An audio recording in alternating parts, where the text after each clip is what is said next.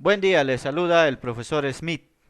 El día de hoy vamos a dar inicio nuevamente a las clases virtuales en la subárea de historia, tocando un tema muy importante para todos ustedes titulado Sociedad y Economía de los Incas. ¿Qué quiere decir esto? Que el día de hoy vamos a conocer la organización social de los Incas y la organización económica de los Incas, como nosotros podemos apreciar en la imagen. Aquí tenemos la organización social, la sociedad inca, y aquí tenemos la organización económica. No podemos apreciar a un personaje del Tahuantinsuyo que está haciendo uso de una herramienta muy conocida en aquella época llamada la chaquitaquia o la taquia, que por cierto es una herramienta que hasta el día de hoy algunas personas de las zonas altoandinas lo siguen utilizando. Y finalmente tenemos aquí al Inca junto a su esposa, que eran las máximas autoridades del Tahuantinsuyo. Entonces, sin más preámbulos, damos inicio a las clases. Daremos inicio entonces hablando sobre la sociedad inca o conocido también como la organización social de los incas, para lo cual hemos elaborado una pirámide y vamos a iniciar hablando sobre la clase dominante, sobre la clase que mandaba, sobre la clase que emanaba poder en el Tahuantinsuyo, a la cual la historia cataloga como la nobleza, los famosos nobles. Sin embargo, nos dice además que la nobleza estaba dividida en tres. Encontrábamos a la nobleza de sangre, a la nobleza de privilegio y a la nobleza de provincia. Comenzaremos hablando sobre la nobleza de sangre. Profesor, ¿quiénes conformaban la nobleza de sangre? Fácil. En la nobleza de sangre encontrábamos a este señor, al Inca y sus familiares. Entonces, en la nobleza de sangre, reitero, estaba el Inca y sus familiares. En la nobleza del privilegio, ¿quiénes estaban? Se encontraban las personas más destacadas de aquella época. Por ejemplo, el Quipu Camayoc, no, que era la persona encargada de descifrar el quipu. También podemos encontrar aquí a los famosos amautas. ¿Quiénes eran los amautas, profe? Los grandes maestros de aquella época, ¿no? Y finalmente encontramos a la nobleza de provincia. Profesor, ¿quiénes estaban dentro de la nobleza de provincia? Los curacas, que eran los antiguos gobernadores de pueblos pequeños, que esta vez tenían un rango de noble. Entonces, por eso lo hemos puesto de verdecito, ¿ve? Porque en conclusión, estos personajes que hemos mencionado, desde el Inca hasta el Curaca, eran aquellos personajes encargados de emanar poder. En simples palabras, estos personajes mandaban. Ahora, ¿quiénes eran los mandados? Era el pueblo, los jatunrunas, los mitimais, los mitayos, los yanaconas, los yanayacus, los piñas, que eran los encargados de obedecer lo que la nobleza les decía. Por eso lo hemos diferenciado en color verdecito y en el color blanco. Entonces, una vez ya descrito la nobleza, pasaremos a hablar sobre el pueblo incaico. El pueblo incaico es también conocido como el Ayu. ¿Qué quiere decir el Ayu? Que era la comunidad de campesinos, dice, unidos por vínculos familiares que tenían antepasados en común y habitaban en un mismo territorio, ¿no? El Estado, pues, a estos ayos o al pueblo les entregaba tierras para que ellos lo trabajen y para que subsistan. Además les hacía trabajar en favor del Estado y en favor de los dioses. En simples palabras, el pueblo incaico era la comunidad de campesinos que trabajaban a favor del Estado incaico. Seguidamente tenemos a los Hatunrunas. ¿Quién era Hatunruna? Era aquel hombre perteneciente al Ayu, ¿no? El Hatunruna era aquel hombre, reitero, perteneciente al Ayu, que tenía algunos derechos y obligaciones y sobre todo se dedicaban a las labores de la agricultura. Como nosotros hemos observado en la imagen anterior, podíamos apreciar a un personaje agarrado del taquio, la chaquitaquia. Él efectivamente era el Hatun Runa porque netamente se dedicaba a la agricultura. Seguidamente tenemos a los mitimais, ¿no? ¿Quiénes eran los mitimais? También conocido como mit macuna, que significa en quechua el que se va. Miren ustedes, cuando los incas detectaban, por ejemplo, en un pueblo que había exceso de población, lo que los incas hacían sacaban un porcentaje de la población y los mandaban a otro lugar. ¿Con qué objetivo? Para que la población no se llene, para que existe un equilibrio. Miren ustedes, esa ideología incaica era fenomenal, ¿no? Cosa que nosotros no podemos ver en la actualidad. Huánuco, por ejemplo, está lleno, sobrepoblado, ¿no? Ya por todos los cerros ya están comenzando a hacer sus casitas, sus chocitas, pero en tiempo de los incas eso no existía. Los incas detectaban que en un pueblo estaba habiendo sobrepoblación, los separaban y los mandaban a otros lugares a poblar. Entonces los mitimais eran aquellas personas que eran mandadas por los incas a otros lugares. Luego de los mitimais encontramos a los mitayos. ¿Quiénes eran los mitayos, profe? Los mitayos eran los servidores del imperio que trabajaban desde los 18 años hasta los 50 años. Netamente eran los servidores que se encontraban junto al Inca o algunos altos funcionarios y que le tenían que servir desde los 18 hasta los 50 años. Eso eran los mitayos, ¿no? Seguidamente de los mitayos encontramos a las yanaconas. Profesor, ¿quiénes eran los yanaconas? Eran grupos de servidores domésticos que desempeñaban labores en la casa del Inca, ¿no? Y de la nobleza, ¿no? Aquellas personas que se encargaban de cocinar para el Inca, de lavarle al Inca, de atender al Inca. Eso eran los yanaconas. Seguidamente encontramos a los yanayacus. Profesor, ¿quiénes eran los yanayacus? Nos dicen que los yanayacus eran aquellas personas que deliberadamente vivían en condición servil en beneficio de los grupos elitistas y de otros privilegios. Eso quiere decir que eran hombres prisioneros de por vida, ¿no?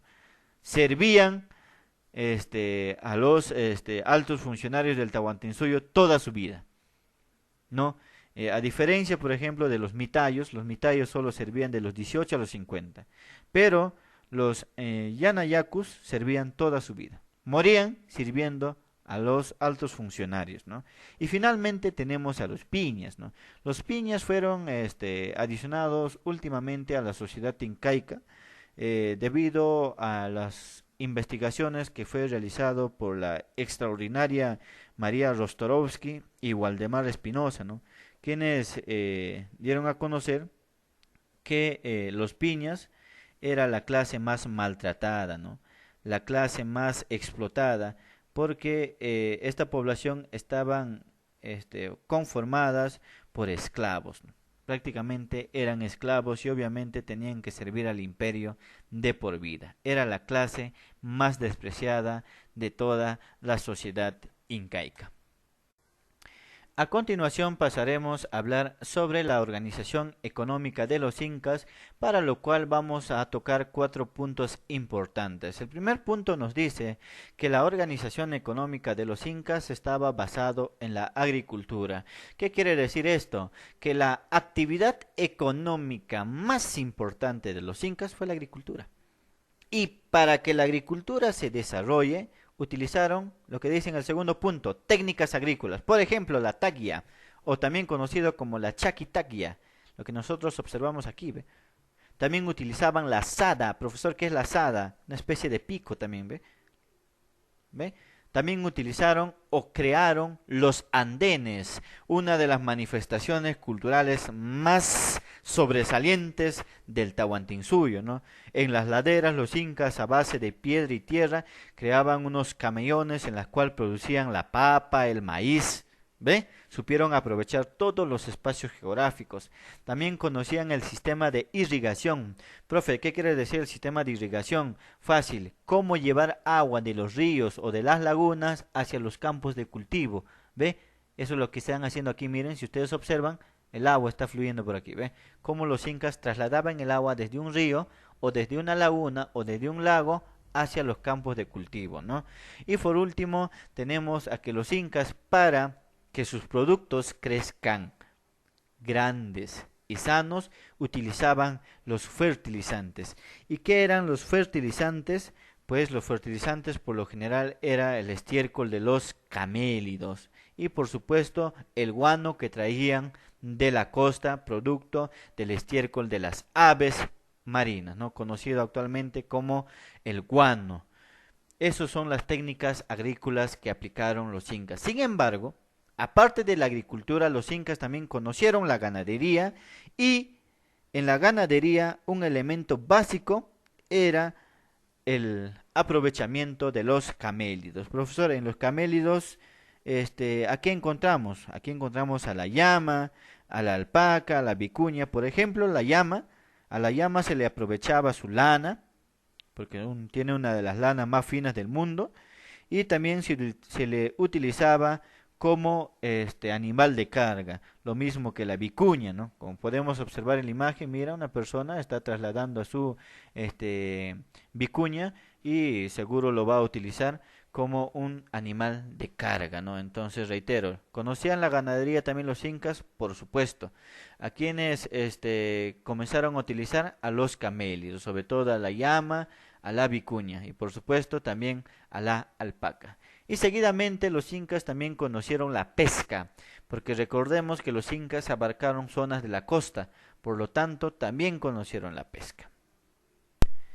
Sin embargo, es necesario recordarles, mis estimados amigos, para que el sistema agrícola, como hemos visto en la diapositiva anterior, funcione, para que la ganadería funcione, para que la pesca funcione, era necesario alguien que lo trabaje.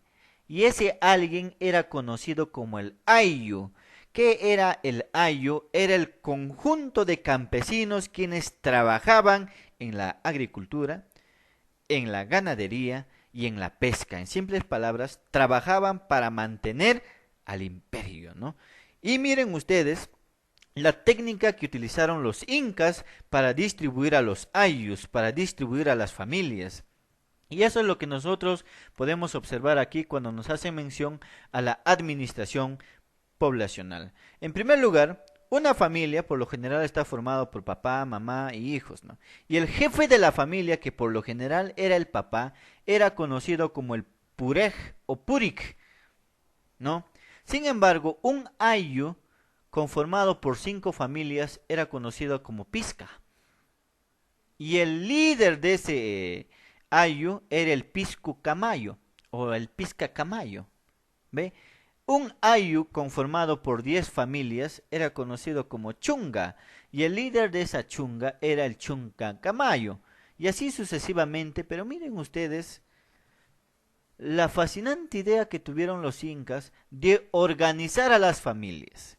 Y una vez que ellos organizaban a las familias, a esas familias organizadas les distribuían un trabajo. Y esa distribución de trabajo se llamaba la división de la tierra, ¿no? Donde el Inca distribuía la tierra del Inca, la tierra del pueblo y las tierras del sol, donde obviamente iban a trabajar este conjunto de familias. Por ejemplo, en las tierras del Inca eran las tierras más fértiles, eran las tierras que mayor producían, que mayor producción tenían. Y esas tierras, todo lo que producían eran para la manutención de la clase social. Me explico mejor. Todo lo que producía las tierras del Inca era para dar de comer al Inca, a sus familiares y a toda la nobleza. Luego teníamos a las tierras del pueblo. Las tierras del pueblo por lo general eran las tierras de menos producción, eran las peores tierras, ¿no? ¿Y para qué servían estas tierras? Para que la producción abastezca a las familias, ¿no? Me explico mejor. Las tierras del pueblo era para que la población coma. Como eran las peores tierras, a veces producía poco, o a veces casi nada, pero se tenía algo que comer. Y finalmente teníamos las tierras del sol. Las tierras del sol eran también tierras fértiles, una de las mejores tierras, y todo lo que producía las tierras del sol era para la manutención de los encargados del culto a los dioses. ¿Y quiénes eran los encargados del culto a los dioses? Los sacerdotes. Entonces, en conclusión, miren ustedes, las tierras del Inca para mantener a la nobleza, las tierras del pueblo para mantener a las familias y las tierras del sol para mantener a los sacerdotes. Y finalmente tenemos una organización económica fenomenal de los incas, ¿no? Cuando los libros de historia desde ya tercer grado, cuarto grado, quinto grado hablan de esto, la mita, la minga y el laini, que eran sistemas de trabajo que todos los ayllus o que todo el conjunto de campesinos tenían que cumplir. Por ejemplo, comenzamos con la minga. ¿Qué quiere decir la minga? En definición, la minga nos dice que es el trabajo que se realizaba en favor del ayu y del sol. Esto quiere decir que la minga se realizaba en favor del pueblo y en favor del dios sol. Miren, tenían que trabajar casi todas las personas, ¿no? Agrupadas y tenían que hacerlo de manera ordenada. Entonces, en conclusión, la minga eran un sistema de trabajo a favor del ayu, que quiere decir el pueblo, y a favor del sol. Luego teníamos el aini. El aini era un sistema de trabajo de reciprocidad. ¿Qué quiere decir eso? Hoy por ti, mañana por mí. Hoy tú me ayudas a cultivar mi tierra y una vez que acabamos, mañana ya yo te ayudo a ti a cultivar tu tierra. Era un sistema de trabajo que beneficiaba solamente a las familias, ¿no? A las familias. Y finalmente teníamos la mita. ¿Qué era la mita? Era un sistema de trabajo a favor del Estado imperial, ¿no? Donde se movilizaban infinidades de indígenas a trabajar por turnos en labores de construcción, por ejemplo, de caminos, de puentes, de fortalezas, de centros administrativos, de templos, de acueductos, entre otros, ¿no? Era un trabajo en favor del imperio, era un trabajo en favor de las familias, era un trabajo en favor de la comunidad y en favor del dios Sol. Bueno, eso sería todo.